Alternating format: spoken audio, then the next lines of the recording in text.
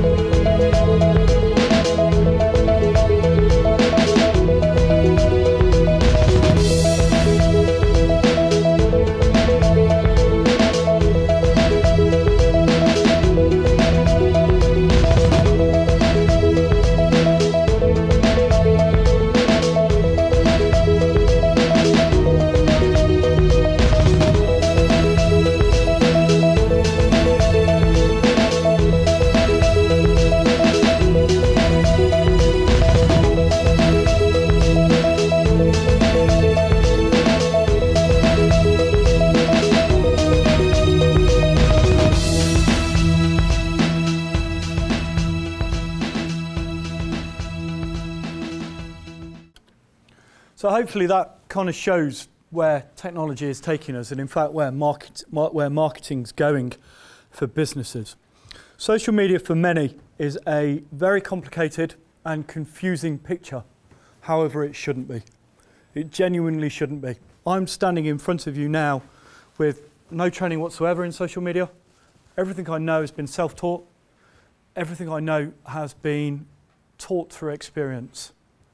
And the one big thing, and again, I like these little things for you to take away, is try it. Just simply try it. You don't need any help, any tuition, just try it. Because whatever you do, as long as it's not offensive, isn't going to damage your business.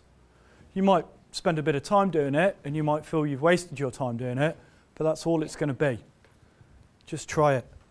Keep in the back of your mind that if you post something, just post something, just be confident that whatever you post, you'd be happy to tell your mum, your children, or your grandparents. Because if you're happy doing that, then you're fine for it to go out. That's the general rule of thumb. If you're not happy telling your child or your grandparents, however you inclined you are, then don't put it out. The drunken tweet on a business account can kill your business. So just be careful. And that goes to all sorts. There was, a couple of years ago, there was a couple of UK tennis players, junior UK tennis players in the England Junior Academy. And they were kicked out of the England Junior Academy because they posted a photo of themselves in a hotel room surrounded with pizza boxes and a couple of beer bottles. That had nothing to do with tennis whatsoever, but they were seen as being role models for future tennis stars. So they were kicked out the UK Training Academy for that. There was a teacher in America that was sacked for posting a photo of her holding 2 pints during Germany's Oktoberfest while she was on holiday, because she was seen as being a role model for children. And that was not appropriate teacher behaviour for that school, and so she was sacked. So just think very carefully about what you post. But in essence, if you're happy to tell your children it, if you're happy to tell your parents it, if you're happy to tell your grandparents it, then it's happy to go on social media. And other than that, really, you're not going to do much damage. So with that in mind, I do want you to all play. I do want you all to go away and think about it. But think about it with a constructive view, with a critical view on it. If you're selling B2B, if you're selling business to business, chances are you won't get a lot of business out of Facebook. If you're selling B2C, chances are you won't get a lot of business out of LinkedIn. So play, but play with the right platform for your business. And hopefully I will leave you with those sorts of thoughts in your mind after the session. So just a bit about the theory and the difference between what we would class as traditional marketing and what we would now utilise as social media marketing. So traditional marketing tries to interrupt you. It puts an image, a perception, a brand, an advert, a message in front of you and interrupts your day, albeit for a tiny, tiny little bit sometimes, but it interrupts you. Social media marketing is about participating in something, participating with the business, participating with the brand, participating with your customers. And again, just a little bit, with every little piece of social media, what we want to try and get is engagement. Because if you can get engagement, then that's how things spread. If you're just showing up and throwing up, to use a phrase I used earlier, you're not going to get engagement. So we want to try and get engagement. We want to post things that are going to be insightful. We want to post things that are going to be interesting. We want to post things that are going to gauge people's opinions. And if we can do that, we're going to get engagement. If we do that, we're going to get participation marketing. Traditional marketing takes control over the message that is given to you as consumers. We're told that whatever is good, whatever is going to create this, that, and the other. Whereas social media puts everything in the hands of us as consumers. We can decide what message is going to go out about a particular business or about a particular individual. We can decide that. So we as a, us as a community, as a consumer community, we have the power. In traditional marketing, the business has the power. So you'll be aware of B2B and B2C acronyms. Social media is all about C2C. Customer to customer communication. Customer to customer transactions. And if you can get that, you are getting participation marketing. So traditional marketing follows the one-to-many model. I throw a message out towards you that Increment is all about business support. I've done traditional marketing. It's not tailored, it's not targeted. That's just a one-to-many approach. One message is thrown out to as many people as going to listen. And in some cases, actually doesn't want to listen either. Social media is all about the one-to-one model, though. It allows you to talk directly to your consumers from a one-to-one basis. It allows your consumers to talk to other consumers on a one-to-one basis. It's all about this C2C participation, this customer to customer, this consumer to consumer. That's what we need to try and build up. So it's perhaps a bit small on the site, but Nike, for instance, if you go to Twitter and look at Nike Store, for Twitter you will have your name is something is at something. So you use the at sign and then you add your company name to it, usually. So at Nike Store is the retail arm of Nike. And what they do is that they feed back to their consumers. Their customers will perhaps put, where are my trainers? They've got one here responding to at Katie Feline. We can only view orders placed on Nike.com. Please check with Foot Locker for an update. They're talking about different sizes, 7 wide, 7.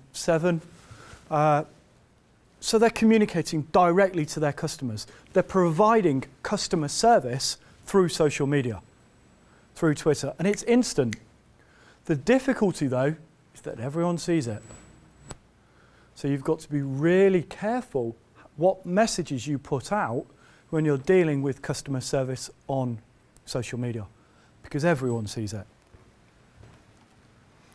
So the difference is, in marketing terms, we have 3 types of marketing. We have paid marketing, we have owned marketing, and we have earned marketing. Earned marketing is social media, in essence. It's what people say about us when we're not in the room. Paid marketing is the traditional sense that you're aware of. Paid advertising, putting adverts in the local paper, local trade directories, the traditional prints, leaflets, flyers, whatever it might be. You have paid to leverage that actual channel. And what it does is it aims to create an awareness and stimulation about your products. It does very little else. If you put a brochure in front of someone, it's going to create a little bit of interest and possibly some desire. But it's not going to do much else. It's not really going to create an action to buy. It's quite flat. It's not responsive. If you just give someone a brochure, say, read through that, contact me if you want to get my business, it's not very responsive. It's a bit flat. Owned media is something that you control. So it's a website. It's a company blog. It allows you to build a longer-term relationship with your customers. You all know what a blog is. Sorry, yeah? So it's a bit what we would class as almost editorial. So in a newspaper, there'll be an editorial comment, and that's what a blog is. You're providing editorial comment on a certain item, certain subject, whatever it might be. But it's done electronically. So we can control that media. We can control what it says, but we're still trying to, we're trying to get towards a bit of customer interaction now, bit of engagement. And then the final one is this earned stuff. And this is where social media really, really kicks in. It is the marketing that is done when we're not doing anything. It is the the conversations that are happening about our business when we are not in the room. And that's all about word of mouth. It's all about viral marketing. It's social media. It's where a business listens and responds directly to individual consumers or potential consumers. And that's the one we're going to focus on this afternoon, this earned media. So paid media, no longer the foundation of marketing campaigns, as you saw from the little Did You Know video at the start. Newspaper, TV advertising's all in a massive decline over the last 10 years since the onset of online marketing, and now even further now that we've got social media. It's really pretty much, we use advertising in its traditional sense to drive people to our owned media. So I would use a business card to say, look, go and have a look at my website. I would use a brochure to say, go and have a look at my website. That would be the action in terms of the ADA channel we spoke about earlier. That would be the action I would want. My objective to giving out a business card is for you to look at my website. So it's driving people to my owned media. It's still an important part of the marketing mix, and I certainly wouldn't want you to disregard it. Paid media can be paid media can be really quite important.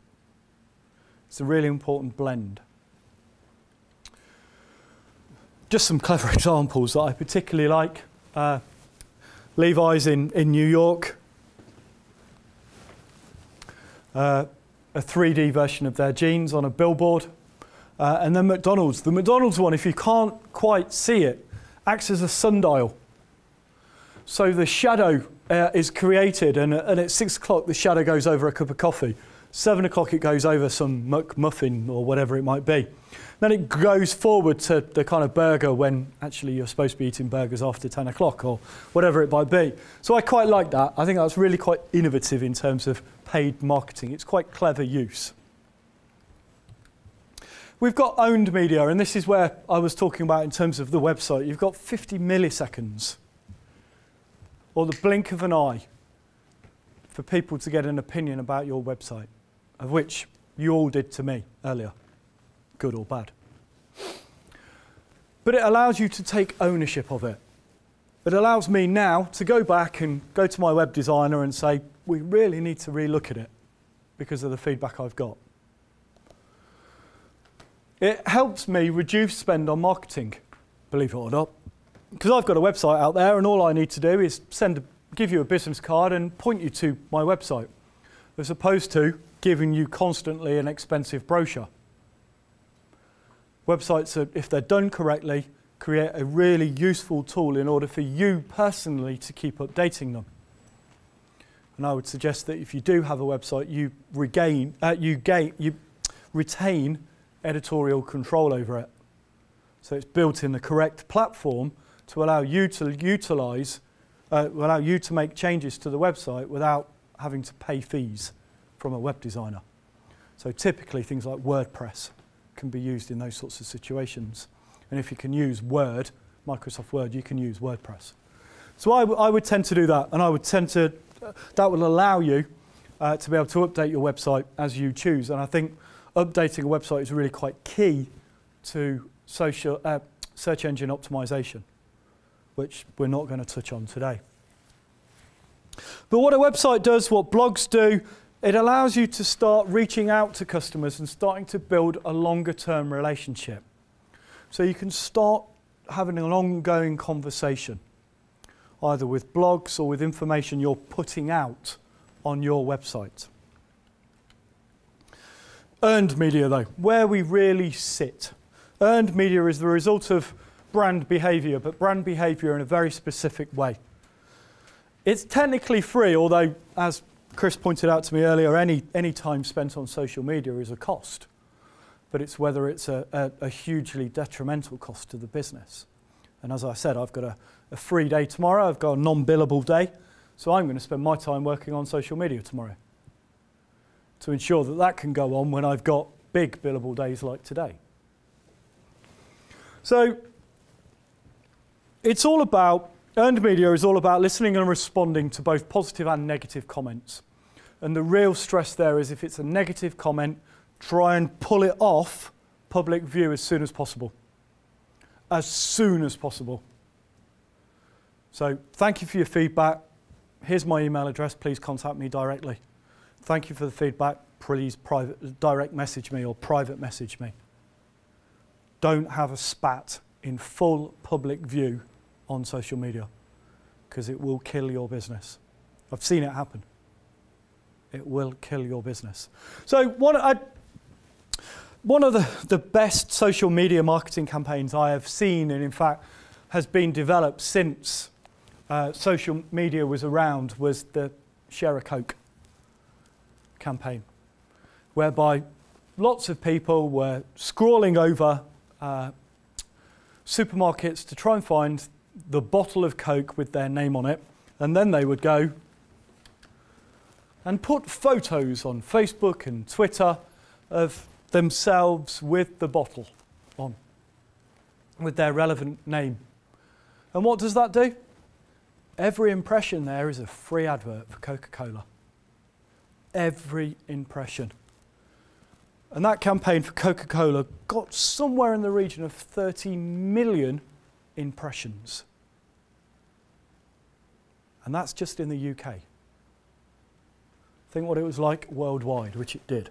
It was so successful that they ran it again.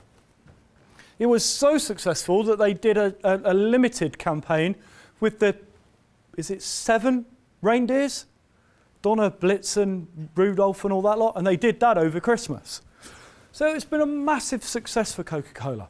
And yes, okay, there's a production cost to doing all the names and the labels, but it was a huge marketing success. It went viral. The other one, just before I go on to that, the second or one of the other most successful campaigns ever on social media? It was a charity one, yes. Thank you, yes. It was the Als Ice Bucket Challenge. And the charity that was involved, I forget the exact figures, but I think they were somewhere in the region of getting $60,000 a month before social media, before the ALS challenge. And then in 1 month, they pulled in $60 million. That changed the face of charities marketing. It went global. It went global through some very lucky ambassadorial activities.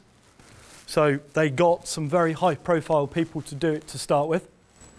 And we all took pleasure in seeing David Beckham with his top off, covering himself in iced water, and vice versa. I'm sure there's some chaps here that enjoyed watching various females do the same. And that's how it spread. You know, it even got to President Obama, who refused to do it but paid the penalty to do so. So it reached national and international news. That's the power of social media. It can make such a big difference with such a low cost, even no cost campaign when it came to the ALS challenge. It got so popular in the UK that stores in the UK ran out of ice.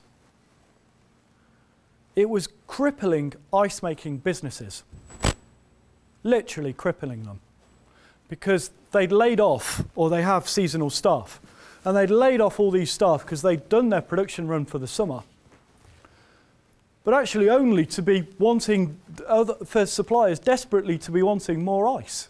They couldn't keep up with the demand. So not only did it create a massive, powerful statement for their charity, but it benefited a whole host of other businesses in the process, including those selling ice. So, why use Facebook? Well, Facebook has around 600 million users worldwide, with circa 30 million users in the UK. That's probably now gone up since I produced that slide.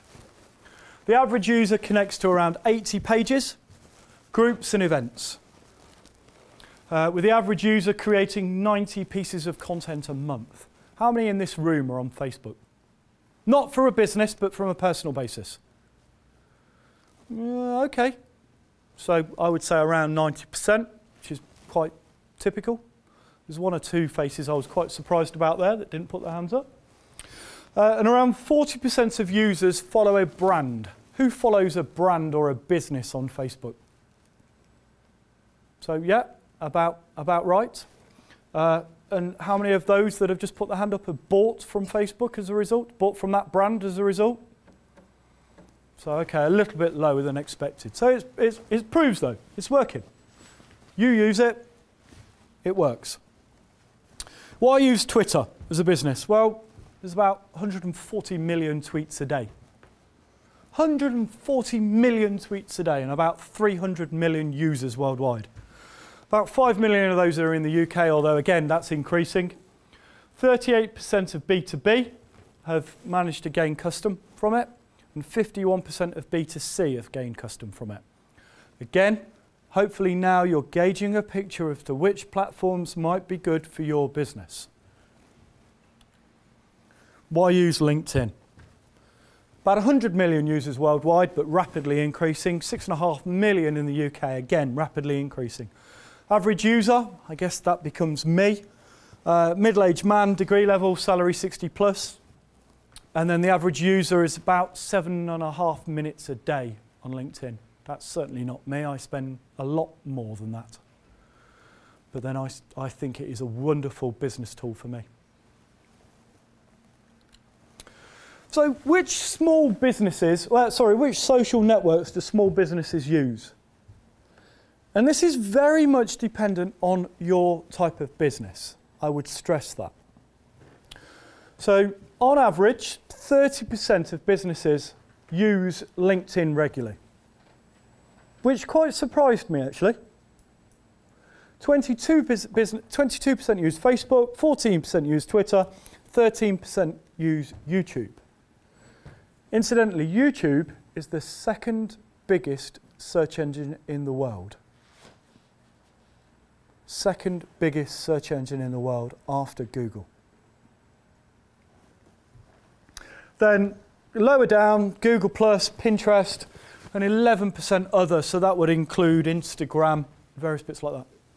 Which social networks have the potential to help small businesses? And this was research undertaken. And again, interestingly, 41% said LinkedIn. And I would wholeheartedly support that for my business. 14% Facebook, so that's dropped a lot. 16% said YouTube, so that's gone up. And 20% say other, and that's where Instagram comes in again. So Google Plus doesn't score very well, I'm afraid. Sorry, Google. And still doesn't. So what is Facebook? Well, for those that are a bit basic to it, and most of you have got a site, you have a profile.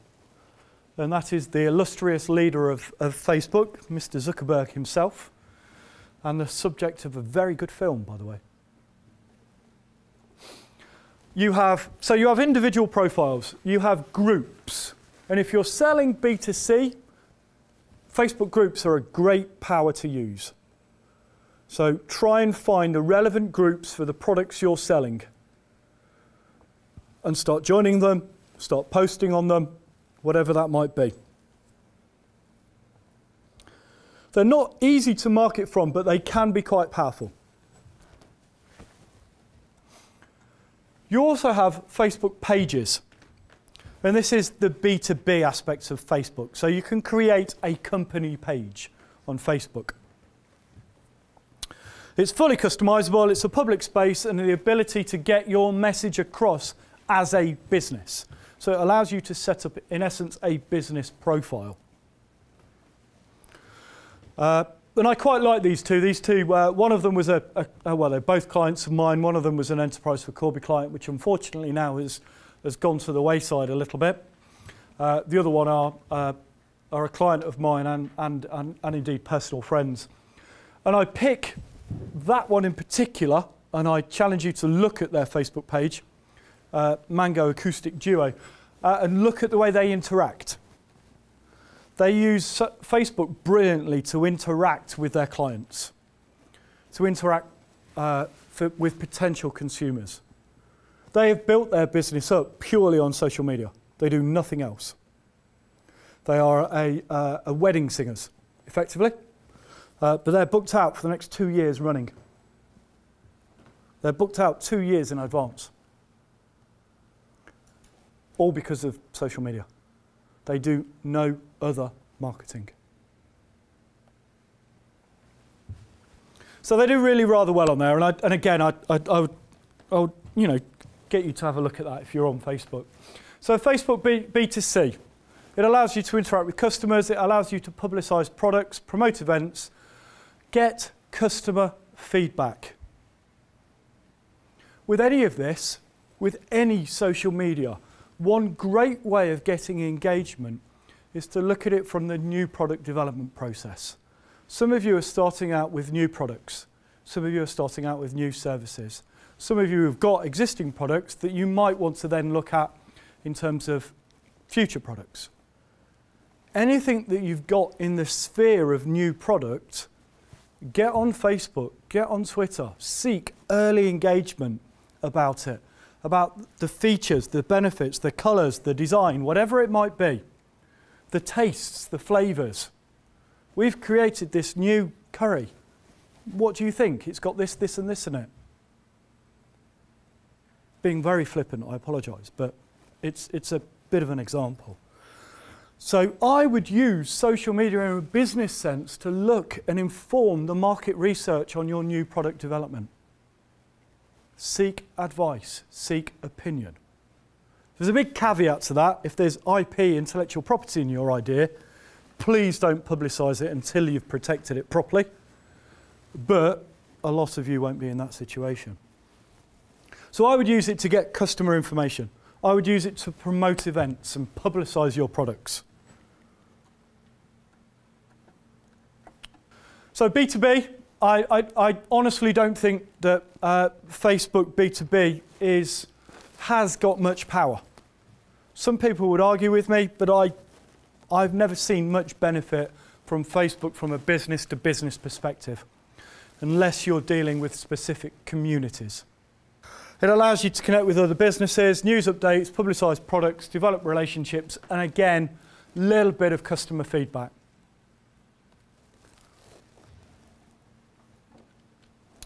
So a Twitter profile. This is what a Twitter profile should look like if you're not using an old version of Internet Explorer. So on here, you have the opportunity to put your logo. This, incidentally, was the one I used to manage in my old job.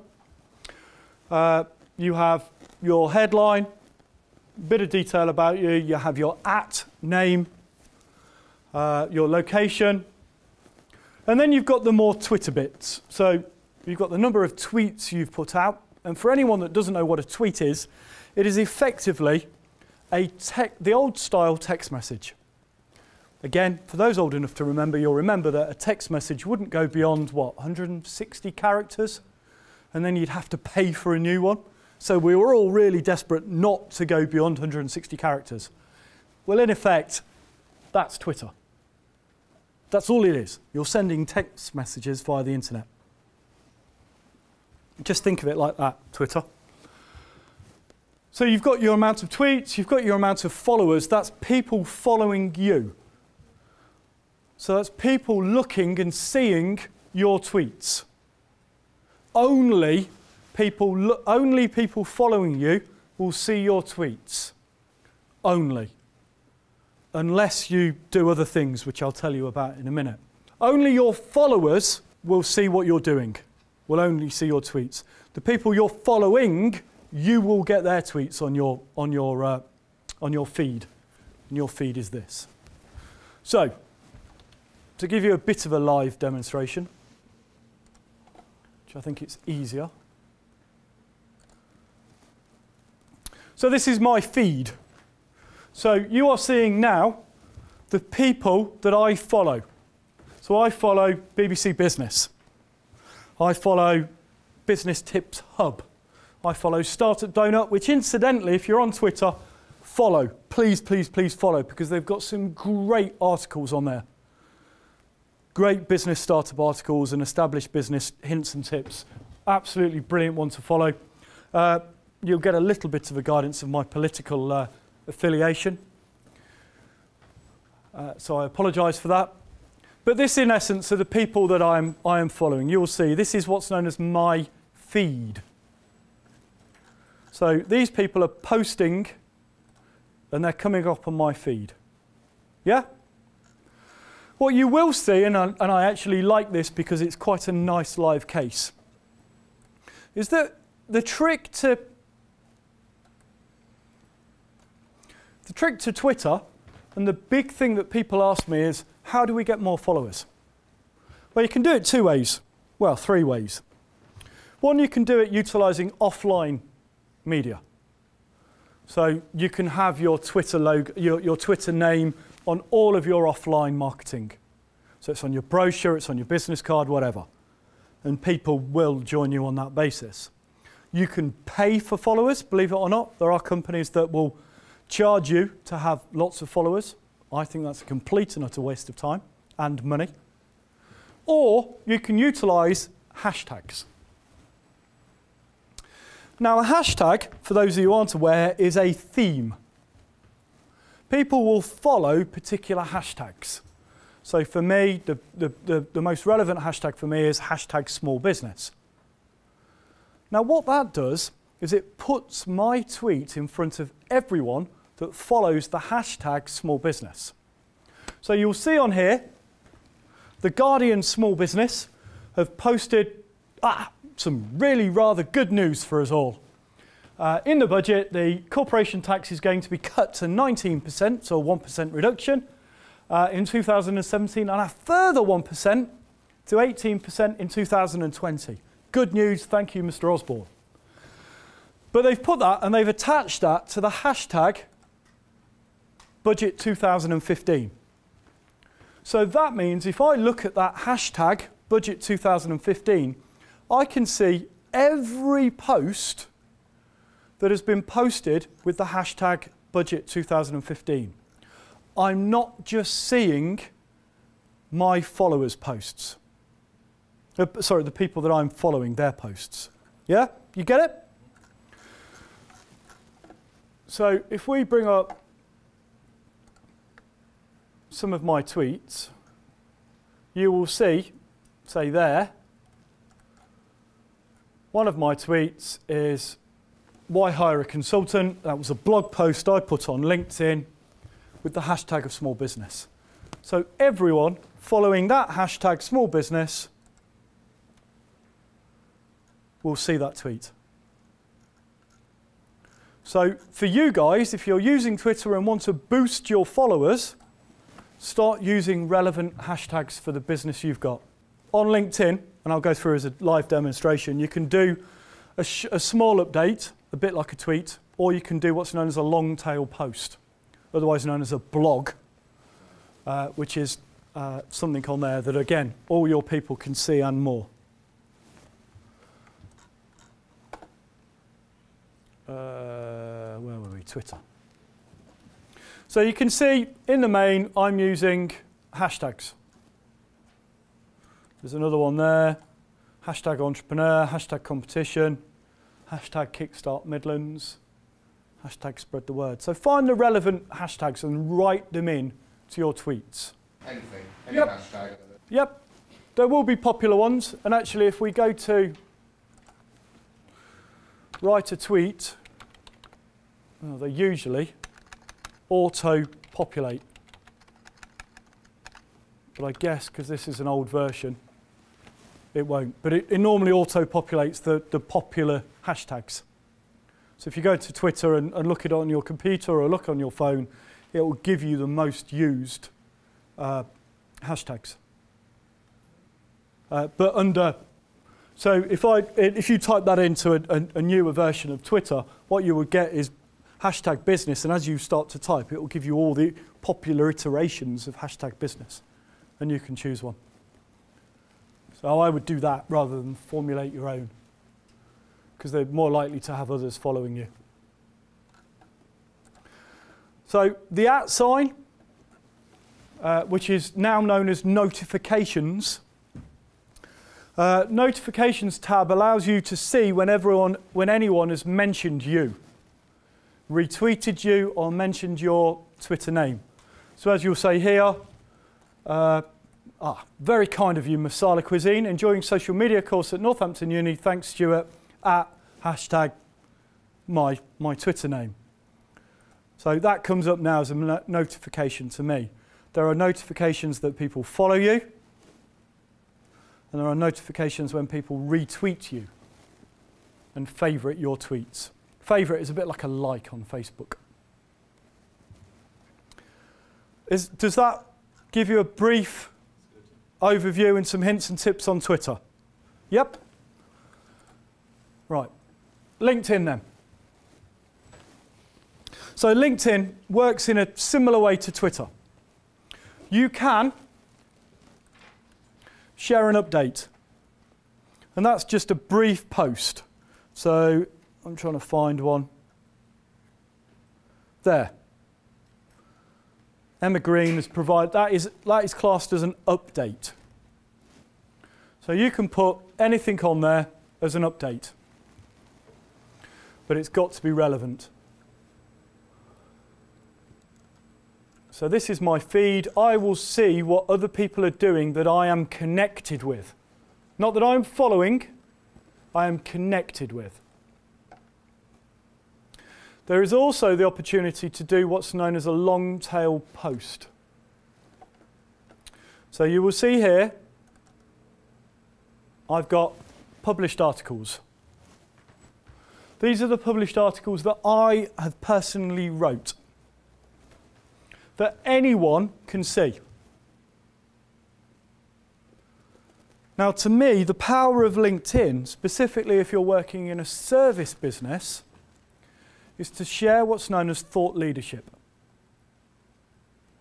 Is to show people that you really know what you're doing, to really know what you're talking about. Because if we go back to what we were saying this morning about selling a service, it is completely inseparable. There is a complete simultaneous consumption and production. So how do you get over the barrier of people not knowing whether you're any good or not? Well, you show people that you're good. You write posts, you write blogs that allow people to feel comfortable about the knowledge that you're sharing. And then they go, oh yeah, hopefully, that was a great article. He clearly knows what he's doing. If I need a management consultant, I know who to call. But if I'd have just picked up the phone and said, will you hire me as a management consultant? They'd have gone, well, I don't know you. How do I know how good you are? So this is really good at getting over how good you are if you're in a service business. I can't hear, sorry. Yep. Go into your profile. Go into your updates, which there'll probably be none. Publish a post. So actually, on the newer screens of LinkedIn, and this is an old one, on this bit here, you'll have share an update, post a picture, write a post or publish a post. No. A blog is as long as you want it to be. So let's go into published.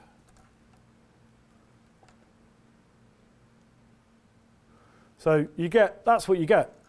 A blank screen, add an image to it, write a headline, and just start writing. And then when the key bit is to add tags to it. So for me, entrepreneurship, small business, those sorts of relevant tags. So if people are looking for entrepreneurship news, my feed, my blog would come up. Yeah?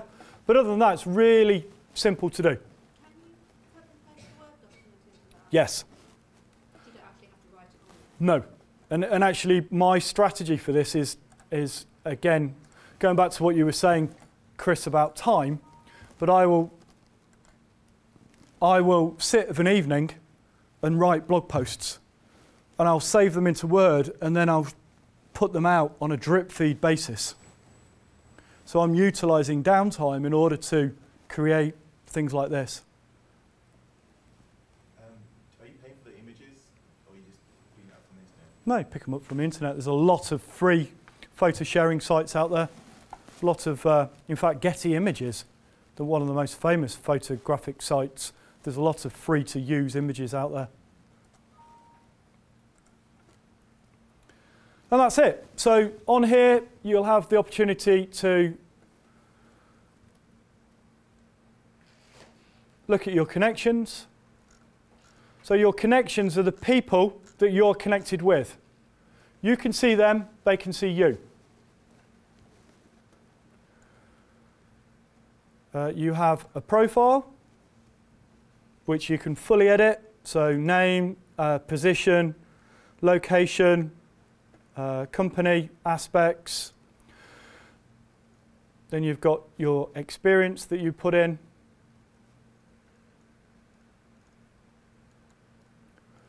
And then skills and endorsements that people can create on your behalf. So 25 people have endorsed me for strategy. 17 people have endorsed me for business planning. It's those sorts of things that actually people will look at and say, yeah, I'm good at this. So on here, you have company. So you can create your own company page, of which you guys have Masala, and you can follow companies. So for me, I've got, that's my company page. Needs a lot of work. But you create a company page. But most of the stuff on LinkedIn is done on a personal basis. The other thing I wanted to show you on LinkedIn, adverts. So on LinkedIn, as on Twitter and indeed Facebook, you can create paid campaigns. So everything I've shown you so far, up to now, on Twitter, Facebook and LinkedIn is free. What you do now have the opportunity to do is advertise on Facebook, advertise on LinkedIn, advertise on Twitter. I personally really value advertising on LinkedIn for the cost of it. I'm marketing a service, so I think it's more applicable. But the power to me of advertising on LinkedIn versus things like Google is this. You can segment perfectly. So I've got an audience of just north of 7,700 that I'm targeting. They're from Coventry, Leicester, Northampton, Nottingham, Peterborough, because I've set those locations myself.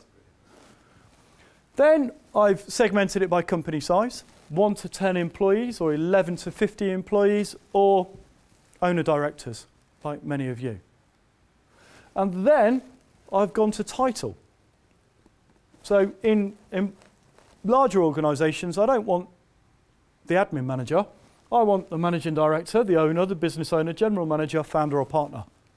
So I know when my sponsored update goes out on LinkedIn, it's only hitting the people that I want and that I find of value to my business.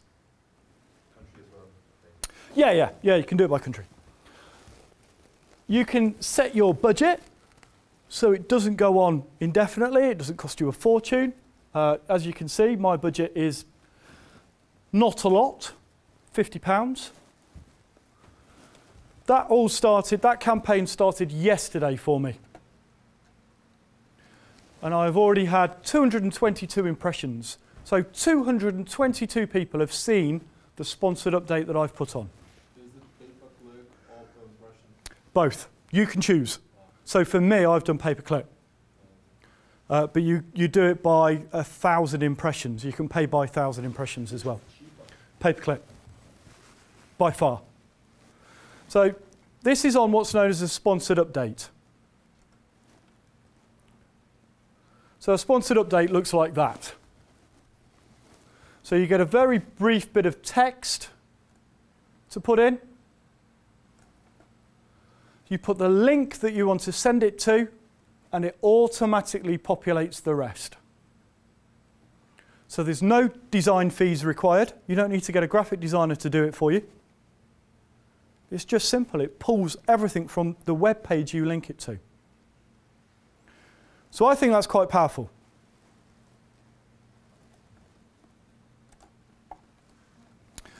The other one you can do is adverts.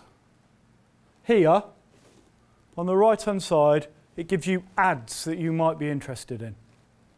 So in the traditional sense of the kind of Google ads on the right-hand side when you Google anything, you can do that as well. I think the power of those in sponsored updates. And at the moment I'm paying, what was that, £3 a click I think it was. I think it came up to, something like that. So it's not a lot. And I've got 310 impressions on that already. So I think that's quite useful and quite powerful. And you can do the same, similar on Twitter. So for me, it's all about getting those impressions in front of people to say, hey, look, we're here, we're a business, come and use us if you need us. Yeah, exactly. So it's a very different strategy. You can do the same on Twitter and the same on Facebook. They offer the very similar things. So let's just go back to where we were. So I've talked through the Twitter profile. So who you're following, who your followers are, various bits that you can put on. I've talked through the follows, so who you're following, and the interactions page of when anyone retweets you, when anyone mentions your @name, etc. The other one, and the final one about Twitter, is you can direct message someone. So if you want to have a direct conversation out of the public realm, you can do what's known as a direct message in the same way that you can with Facebook, only with your followers. We've talked about hashtags. There used to be one, it's still used a little bit, not so much now, of hashtag FF, which is hashtag follow Friday. So you used to put it out for anyone that's following you, any new followers, just to help spread their name, and you would hope that they would do the same to you. Twitter B2B helps build relationships, helps find potential customers. I've actually won business based on Twitter activity. I recently got an angel investor in London as a contract with a new product he was launching, and the only way he saw about me was with my Twitter posts. So he's going to be quite lucrative, I hope, in terms of a client. So I know it works. I can do it. I've done it, and it's worked for me. Again, if you're doing, it's a really good thing for customer research as well. If you're launching new products, put pictures there, put posts there, get people's feelings about it. B2C, run competitions, gain profile, get customer feedback. Sharpie, the pen company, did a little bit of a cool thing about guess how many pens it took to make that particular picture. So that was running around, and again, you've got the likes of Coca-Cola and the ALS challenge going around at that point. I've mentioned Mango Acoustic. They've got a Twitter account as well, and again, you can see the interaction they're having. They're posting images from people's wedding. They're having conversations with people. We're off to a particular place to perform. All those sorts of things. They're really good at engaging with their current customer base and their potential customer base. And if there's one particular example of a small business to put out there, that would be one. Famous quote from the chap of Amazon, which I've kind of alluded to a lot: your brand is what people say about you when you are not in the room. And that is very much what happens on social media. It's what you are it's what people are talking about you when you are not in the room. So even if you haven't got a Twitter presence, even if you haven't got a Facebook presence, just have a look to see if people are talking about you on Twitter. Because if they are, you want to make sure it's good. And I love this. Just very briefly, it's I think my final slide. Is anyone offended by one little piece of inferred bad language? Because if you are, say now and I won't play it. No? Okay. The background to this is this chap is the founder of this company called Dollar Shave Club. Dollar Shave Club went on to be a self-funded business and was bought out by an angel investor group on the back of this YouTube advert for $60 million. Just on the back of this advert. No trading, just on the back of this. Hi, I'm Mike, founder of DollarShaveClub.com. What is DollarShaveClub.com? Well, for $1 a month, we send high-quality razors right to your door. Yeah, $1. Are the blades any good? No. Our blades are f***ing great. Each razor has stainless steel blades, an aloe vera lubricating strip, and a pivot head. It's so gentle a toddler could use it. And do you like spending $20 a month on brand name razors? 19 go to Roger Federer. I'm good at tennis. And do you think your razor needs a vibrating handle, a flashlight, a back scratcher, and 10 blades? Your handsome-ass grandfather had 1 blade and polio. Looking good, pop up! Stop paying for shave tech you don't need. And stop forgetting to buy your blades every month. Alejandro and I are going to ship them right to you.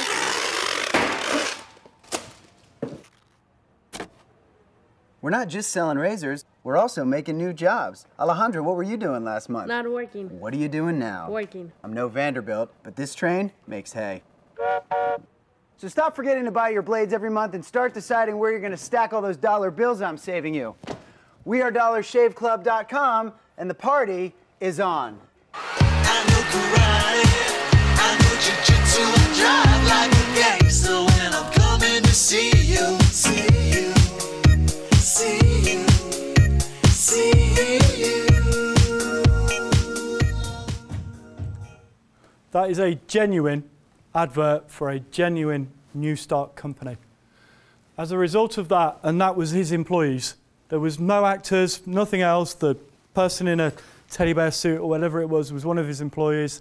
Alejandro was genuinely one of his employees. It was filmed with a mate, by a mate with a shaky hand cam, whatever it was. It cost him nothing to do, and he sold the business a couple of months later for $60 million.